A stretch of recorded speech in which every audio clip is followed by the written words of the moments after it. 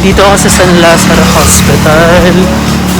Nag-inquire ng ibang laboratory. Guys, ang daming pasikot-sikot, hindi ko na alam.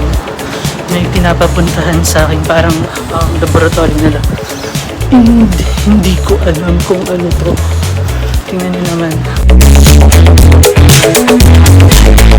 Sorry time lang guys. Medyo fail tayo sa lakad natin today.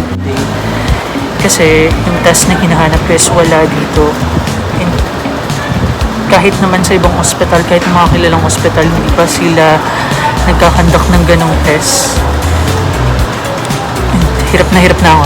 Yun na lang yung pinaka-last na test na kailangan ko to verify, pero unahin ko na lang yung iba. Mas mura sana guys yung ibang test dito, pero ipapagawa ko na lang sa ibang hospital. Kasi yung results will take 7 to 10 days. So sobrang tagal nun. Kailangan ko siya immediately. Kasi meron pa akong assessment sa doctor ko. Pero I'm happy naman kasi medyo may nakikita akong progress dun sa gamot na binibigay sa akin.